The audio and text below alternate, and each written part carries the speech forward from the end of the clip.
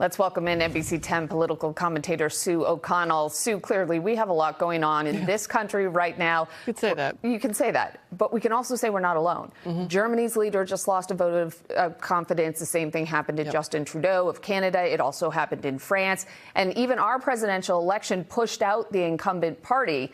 So then we toss around the idea that, is the election of Donald Trump just a reflection of what's happening here, or is it a sign that really globally no one is happy with their government? Well, I think it's the latter, JC. The Pew Research Center found that 2024 was indeed a very bad year for incumbents and traditional political parties and candidates all over the globe.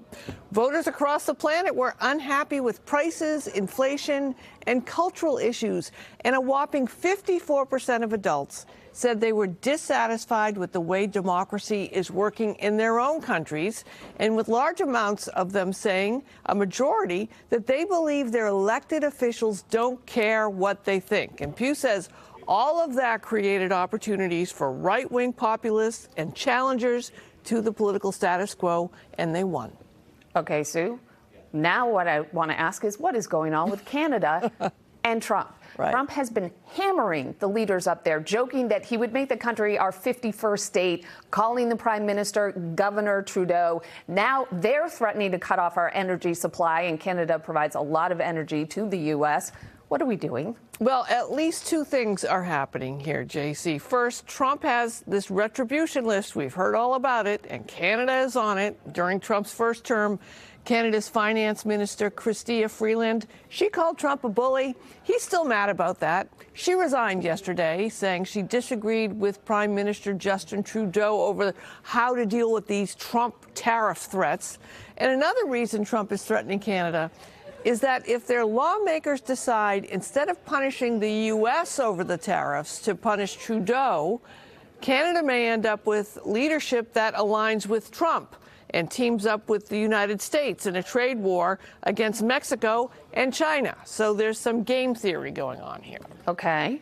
Let's talk now. I mean, it's a chess game, but let's talk President Biden. Putting Hunter Biden's pardon aside, the president has been drawing controversy for the sheer volume of pardons that he's been giving out.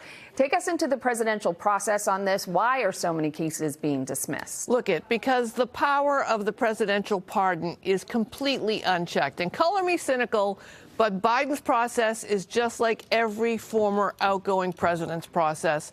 A few justified pardons here to balance the scales of justice, and then a bunch of egregious pardons for people like the Kids for Cash judge, who was convicted in 2011 of funneling juveniles to for-profit detention centers in exchange for more than $2 million in kickbacks.